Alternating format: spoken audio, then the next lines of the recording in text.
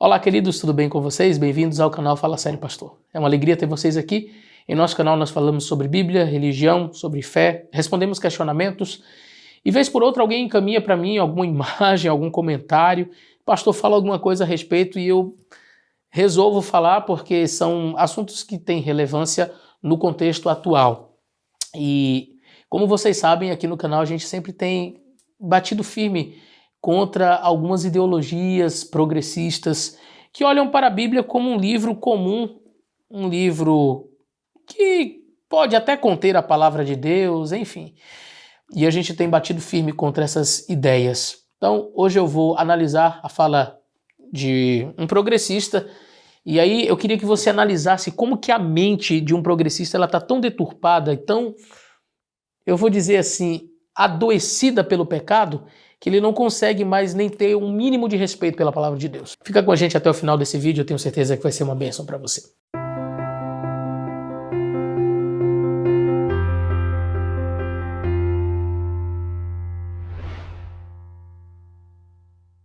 Bom, eu vou começar esse vídeo apresentando para vocês a fala de um progressista por nome Eric. Eu não vou trazer maiores informações, mas ele escreveu o seguinte em um Twitter que ele fez.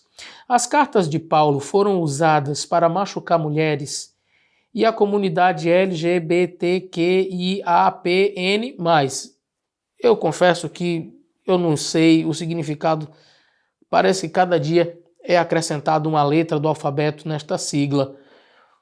Porém, eu faço um apelo para que vocês não rejeitem Paulo. O indivíduo faz o apelo para que a gente não rejeite Paulo. Se o fizerem, vão perder a oportunidade de confrontá-lo. Sério? Então é para isso que eu tenho que estudar a Bíblia, olhar e poder confrontar Paulo. Mas confrontar em quê? Não é? Aprendam com seus acertos e vão além dele. Vejam o que pode não ter sido visto em sua época. Bom, vocês percebem que coisa, não? Bom, eu quero analisar a primeira parte desse discurso, onde ele diz que as cartas de Paulo foram usadas para machucar mulheres e a comunidade LGBT e toda essa sigla LGBTQIAPN+. Bom, se pessoas utilizaram as cartas de Paulo para machucarem mulheres, elas não entenderam Paulo. É simples assim. Não é que Paulo escreveu alguma coisa errada. Paulo foi inspirado por Deus. A propósito, toda a escritura é inspirada por Deus e ela é útil para o ensino, para a correção, para a repreensão, na justiça, não é? Agora veja, o apóstolo Paulo fala, por exemplo, dos deveres do homem e da mulher dentro de um relacionamento. E aí Paulo fala da cabeça, do lar, como sendo homem. E aí alguns indivíduos olham para esse texto de Paulo e dizem, está vendo aí? Paulo aqui é um machista. Paulo aqui é um indivíduo que está exalando o machismo de sua época. Eu tenho que ir além de Paulo, né, e verificar além de Paulo. Outros, erroneamente, podem fazer uso desse texto para, quem sabe, oprimir a sua esposa, o seu cônjuge, o que está longe da proposta paulina. E a proposta paulina ela tem muito que ver com a vontade de Deus para o relacionamento matrimonial. E esta vontade de Deus ela é expressa já desde o início da Bíblia em Gênesis, quando Deus faz o homem e a mulher à sua imagem. Ambos foram feitos à imagem de Deus. Deus os criou à sua imagem e semelhança. É bem verdade que cada um tem uma função a desempenhar dentro desse relacionamento. E é aí que entra um vídeo que eu fiz, acho que tem 1 ano ou 2, eu até gravei com a Darleide no programa dela, Consultório de Família, e eu gostaria de convidar você a assistir esse vídeo. Por quê? Um dos textos mais mal traduzidos da Bíblia, que foi aquele texto de Gênesis no capítulo 4, onde o verso 7, se fizeres bem, não serás aceito, o pecado jaz à porta, o desejo será contra ti, sobre ele dominarás. Então essa expressão desejo e domínio, ela vai aparecer aqui em Gênesis, no capítulo 4, mas vai aparecer também assim que Adão e Eva pecaram. Deus diz então ali para Eva, o teu desejo será para o teu marido e ele te dominará. E aí eu fiz uma análise bem interessante sobre essa expressão, essas duas expressões, né? Domínio e desejo. E se alguma pessoa entende o domínio e o desejo aqui da mulher para com o seu marido e o domínio do marido para com a mulher sendo uma coisa de opressão, ela está completamente equivocada. O texto não tem absolutamente nada a ver com isso, tem que ver com cuidado, tem que ver com o dar o amor. E é exatamente dentro dessa proposta que Paulo vai falar, quando Paulo diz que o marido deve amar a mulher a ponto de dar a vida por ela, como Cristo amou a igreja. E aí eu fico pensando, que tipo de domínio é esse? É um domínio doentio? Como foi que Cristo dominou a sua igreja? Porque a relação do homem para com a mulher em Paulo é comparada à relação de Cristo para com a igreja. Então, se alguma pessoa interpreta de maneira errada o texto paulino, o problema não está em Paulo, porque Paulo faz questão de explicar a relação entre o homem e a mulher de domínio é a mesma relação de Cristo para com a igreja.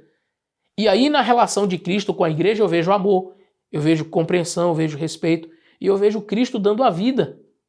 E é por isso que Paulo diz, olha, o marido tem que amar a esposa a ponto de dar a vida por ela. Quer dizer, eu não entendo que domínio opressivo é esse. É uma pessoa que ama tanto a ponto de dar a vida, qual a mulher não gostaria de ser amada assim? Então, se o indivíduo ele faz uma interpretação equivocada, o problema é desse indivíduo e não de Paulo. Então, a propósito, eu vou deixar no link da descrição para que você assista esse vídeo que eu fiz sobre Gênesis, analisando a expressão domínio e desejo em Gênesis 3 e Gênesis 4. Essas expressões juntas, assim, elas vão aparecer apenas aqui nesses 2 capítulos e é fantástica essa abordagem, eu queria que você assistisse. Mas vamos lá. O indivíduo, então, ele diz que esses textos foram utilizados para oprimir as mulheres. Os textos paulinos, né? Mas também foi utilizado para oprimir a comunidade LGBTQIA+. Veja só. Paulo, ele expressa de maneira muito clara a vontade de Deus para o relacionamento. E Paulo sempre menciona o relacionamento entre um homem e uma mulher como sendo o desígnio de Deus. E aí ele vai falar em Romanos, e nas cartas ele trata deste assunto. E em Romanos capítulo 1, e a partir do verso 26 diz assim: pelo que Deus os abandonou às paixões infames, porque até as suas mulheres mudaram o uso natural no contrário à natureza. E semelhantemente também os varões, deixando o uso natural da mulher, inflamaram-se em sua sensualidade uns para com os outros, varão com varão, cometendo torpeza e recebendo em si mesmos a recompensa que convinha ao seu erro. E aí ele diz, olha, esses textos foram usados aí para oprimir. Veja bem, aqui nós temos 2 aspectos que precisam ser trabalhados. Existem pessoas que sim, podem pegar um texto bíblico para tratar o próximo com indiferença, com violência, com desrespeito. Existem pessoas de todo tipo, mas um verdadeiro cristão, ele não vai fazer isso. Agora existe um outro aspecto. O que se entende por, vamos ler aqui, machucar a comunidade LGBTQIA+, usando Paulo. O que uma pessoa entende? Por exemplo, se usando Paulo eu chego à conclusão, como Paulo usa, por exemplo, a expressão arsenokoitai, que quer dizer o deitar-se com macho. Ele criou esta palavra, o apóstolo Paulo, ele cunhou esse termo que não existia. Eu já fiz um vídeo bem extenso sobre esse assunto também aqui no canal, mostrando essas questões.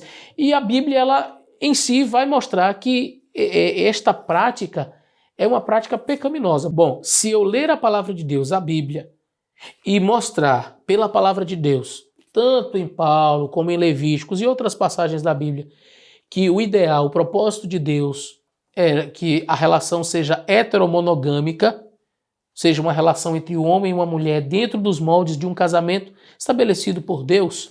Se eu disser que o que foge a esse padrão machuca e ofende, bom, aí já não é minha culpa. Aí está na sensibilidade do outro. Porque, veja, em Levíticos capítulo 18, nós temos ali uma sequência. Capítulo 18 e capítulo 20, nós temos ali sequências, por exemplo, de pecados que são relacionados, o capítulo 20 são pecados relacionados basicamente a atividades sexuais, tá? E ali você vai ver, por exemplo, o adultério, ali tem a questão do incesto, ali trabalha-se também a questão da zoofilia, da homossexualidade, e todas essas práticas são descritas em Levítico como práticas pecaminosas. Então eu dizer que a Bíblia olha para estas práticas como pecaminosas pode ofender, por exemplo, o adúltero. O camarada ele largou a mulher dele, quer ficar com outra mulher e ele não quer que ninguém diga que isso é pecado. Ora, meu amigo, eu vou lhe dizer que é pecado. Ah, mas eu me ofendi. Bom, aí tem que ver com a sua sensibilidade e não com a minha percepção do que está na palavra de Deus. Eu tenho que ter liberdade para dizer que é pecado aquilo que a Bíblia chama de pecado, porque se eu não posso mais dizer que é pecado o que a Bíblia chama de pecado porque o indivíduo está se sentindo ofendido, pronto, não tem necessidade mais de existir nem Bíblia, nem igreja, nem nada. Aí a liberdade de expressão foi para o beleléu. Que liberdade de expressão é essa que vai tolir o indivíduo de poder dizer o que a Bíblia diz que é pecado? Se a Bíblia diz que furtar é pecado, eu vou dizer que é pecado. Ah, mas isso está ofendendo o ladrão. Problema do ladrão. Se o ladrão está se sentindo ofendido, ele pare de roubar. A Bíblia diz que é pecado. Então eu tenho que ter a liberdade de dizer que furtar é pecado. Se o indivíduo está no adultério e o indivíduo largou a esposa dele, está vivendo com outra esposa, com outra mulher, e eu tenho a liberdade de dizer, eu tenho que ter a liberdade de dizer que isso é pecado. Ah, mas eu estou ofendido. Mas aí tem que ver com sua sensibilidade. E eu não posso chegar e dizer para você, não, está tudo certo. Não, porque a Bíblia diz que é pecado. Se o indivíduo ele quer entrar em um relacionamento incestuoso, lá em Levíticos diz, por exemplo, o jovem não descobrirá a nudez da mulher de seu pai. Quer dizer, a sua madrasta ou a sua mãe, a sua irmã, lá também fala sobre isso. Não descobrirá a nudez da sua tia. Ter relações com a tia, com o irmão, etc. Isso é pecado. Ah, mas o camarada que quer viver dentro de uma situação de incesto, ele pode se sentir ofendido. Aí é um problema dele, da sensibilidade dele. Eu não posso ser tolhido de dizer que é pecado o incesto porque o indivíduo está se sentindo ofendido. Hoje, algumas pessoas defendem, por exemplo, o poliamor.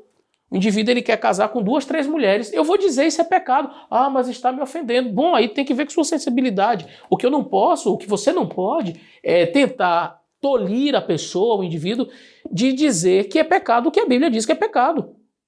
Isso é liberdade de expressão. E assim acontece com todas as outras áreas que envolvem a sexualidade que a Bíblia condena como sendo uma prática pecaminosa. A zoofilia é também descrita no livro de Levítico. E Paulo vai falar desta questão da homossexualidade, tanto quanto em Levítico é abordado o assunto. Paulo trata isso como um aspecto pecaminoso. Ok, eu tenho liberdade de expressão de dizer que a Bíblia considera esta uma prática pecaminosa, porque pela Bíblia, uma relação não pecaminosa seria entre um homem e uma mulher. Agora, o que eu não posso fazer? Bom, o que eu não posso fazer é incentivar a violência contra as pessoas. O que eu não posso fazer é rejeitar as pessoas. O que eu não posso fazer é tratar com desrespeito e menosprezar pessoas que tenham feito uma opção diferente. Então, por exemplo, se chega um indivíduo que é adúltero e ele diz assim, pastor, eu quero ir lá na sua igreja. Posso? Meu amigo, vai ser bem-vindo. As portas estão abertas. Você pode ir lá na nossa igreja, vai ouvir a mensagem, vai poder cantar junto conosco ali no momento do louvor, vai poder fechar os seus olhos e orar quando nós estivermos orando. Você vai poder adorar ali juntamente conosco. Ah, pastor, mas deixa eu lhe perguntar, na sua igreja considera pecado o adultério? Eu vou dizer sim. Então quer dizer que eu não sou bem-vindo na sua igreja? Não, quer dizer que você é bem-vindo, porque na igreja sempre cabe mais um pecador.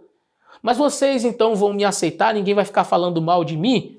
Bom, mal de você, ninguém vai falar. Mas se eventualmente em algum sermão alguém disser que adultério é pecado, não se sinta ofendido, porque é o que a palavra de Deus diz. Você é bem-vindo, mas a gente não vai deixar de pregar a palavra de Deus porque você está sentado ali. Então, aí um homossexual, ele é bem-vindo na nossa igreja? Toda pessoa é bem-vinda em nossa igreja?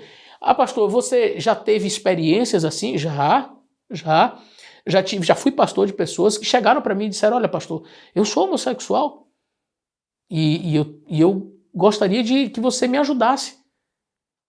Eu, num momento algum, disse, olha, você tem que sair da igreja, nós não queremos você aqui, você não é bem-vindo, ou incentivar os irmãos a rejeitarem, a escantearem aquela pessoa. Ao contrário, ela precisa ser abraçada, acolhida, amada, respeitada. Agora, se aquele indivíduo chegasse para mim e dissesse assim, pastor, a minha prática é pecado? Ele não me perguntou isso porque ele já sabia. Mas se ele me perguntasse, eu diria, filho, de acordo com a palavra de Deus, é. E se ele dissesse, pastor, assim você me ofende, eu diria, é o que está escrito aqui. Então quer dizer que eu não sou bem-vindo na igreja? Não, você é bem-vindo na igreja. Sempre será. Mas se porventura, eventualmente, alguém disser, usando a palavra de Deus, que a prática da homossexualidade é pecado, não se sinta ofendido. Nós não estamos falando mal da sua pessoa, mas de uma prática que a Bíblia diz que é pecado. Então, existe uma diferença e as pessoas hoje, existe um grupo, eu diria assim, com essas ideologias progressistas, querendo criminalizar aquilo que não é crime. A liberdade de expressão e você poder dizer que é pecado, o que a Bíblia diz que é pecado, não está no mesmo nível de você incentivar a violência, de você tratar com menosprezo, de você tratar com preconceito uma pessoa. Então, alguns estão querendo criminalizar até o que a Bíblia diz. E isso daí a gente não pode aceitar. Porque isso aí foge à liberdade de expressão. A liberdade de expressão ela deve ser usada com responsabilidade? Claro, cada pessoa deve ser responsável por aquilo que fala, sem dúvidas, sem dúvidas. Mas eu não posso simplesmente agora praticamente obrigar o indivíduo a ou não fala nada do que está aqui, porque se você falar que é pecado, você vai me ofender, ou retirar esses trechos da Bíblia, como já alguns fizeram proposta aí. Não, é preciso reescrever a Bíblia, vamos retirar essas passagens da Bíblia, não é? Então, já que não pode retirar, que ninguém fale. Então, pregador nenhum pode dizer que é pecado, você não pode falar na internet que é pecado, porque se você fala que é pecado, essas pessoas se sentem ofendidas e elas vão entrar em depressão. E esse é um discurso de ódio que vai motivar a morte de pessoas. Queridos, se o discurso de dizer que algo é pecado motiva a morte de pessoas, você já pensou em que ponto nós estamos chegando? Quer dizer, se eu disser que algo é pecado, isso incentiva a um discurso de ódio que vai provocar a morte de pessoas? Você já imaginou como que seria se eu não pudesse mais falar que o adultério é pecado, por exemplo? Já imaginou? Um indivíduo ele comete adultério, aí o marido da mulher com quem ele se relacionou vai lá e mata aquele cidadão. Ele está revoltado e ele foi lá e matou o cidadão. Tá vendo? Igreja, vocês não podem mais dizer que adultério é pecado. Por quê? Porque o traído matou. E quantas vezes isso já aconteceu? Com certeza você já ouviu falar de algo dessa natureza, de um indivíduo que foi traído, estava chateado, foi lá e matou. Ou até uma mulher que o marido traiu, foi lá e matou o marido, matou a outra mulher. Quer dizer, então agora eu não posso mais dizer que é pecado o adultério para evitar que as pessoas... Aí a pergunta é, o indivíduo matou realmente porque alguém disse que era pecado? Então eu tenho que parar de dizer que é pecado? Ou porque ele já tomou esta decisão e por ele mesmo agiu por conta própria e foi lá e fez aquilo que era errado?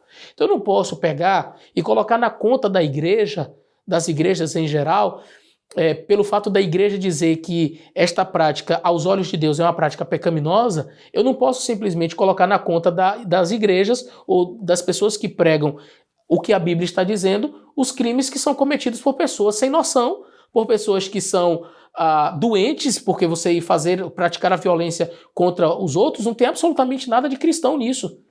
Então eu não posso simplesmente colocar na conta dos cristãos e colocar na conta da Bíblia estes crimes que são cometidos. Porque eu nunca incentivei o ódio contra ninguém, nunca incentivei a violência contra ninguém, sempre preguei o que está escrito na Bíblia, sempre abracei e acolhi toda e qualquer pessoa que veio a mim, seja adúltero, seja assassino, seja uma pessoa que se envolveu com furtos, seja pessoas que se envolveram na prática da homossexualidade, e eu não estou aqui colocando em pé de igualdade antes que alguém já comece, tá vendo, ele colocou e disse que a homossexualidade é a mesma coisa. Não, eu só estou dizendo que eu já recebi, já acolhi toda sorte de pessoas com seus problemas, com as suas dificuldades. Então, o que a Bíblia apresenta como sendo pecaminoso, a igreja vai apresentar como sendo pecaminoso. E o que um cristão verdadeiro vai fazer diante desta verdade que a Bíblia apresenta? Um cristão verdadeiro, ele vai amar, vai acolher esta pessoa, e se esta pessoa, entendendo pela palavra de Deus, decide abandonar as suas práticas pecaminosas, louvado seja Deus. Mas em nenhum lugar vai ser incentivado o ódio e a violência contra quem quer que seja por quaisquer práticas que elas tenham cometido o que a Bíblia chama de pecado. Finalizando aqui, na fala do indivíduo, ele diz assim: não rejeitem Paulo, porque se vocês rejeitarem Paulo, você não vai ter como confrontar Paulo. Nós que somos cristãos entendemos que a palavra de Deus, a Bíblia, ela não deve ser lida com esta ótica. Deixa eu ler aqui para poder confrontar. O que Paulo falou aqui de errado? Opa, isso aqui, deixa eu confrontar Paulo. Peraí, quem sou eu mesmo para poder confrontar Paulo? Quem sou eu na fila do banco, né? Para poder confrontar o profeta do Senhor? Então o que eu vejo, na verdade, é um monte de comedor de feijão e farinha por aí, arrogando uma posição que, sabe, ele nunca esteve, Deus nunca permitiu que ele estivesse, mas ele acha que está. Não rejeite Paulo para você poder confrontar Paulo. Desculpa, às vezes parece até irônico da minha parte, mas é que eu não consigo ler um negócio desses daqui e pensar que o cara está com... Eu vejo que é realmente uma mente adoecida pelo pecado. O indivíduo chegar e dizer que vai confrontar Paulo, peraí, ele é quem mesmo para poder confrontar Paulo?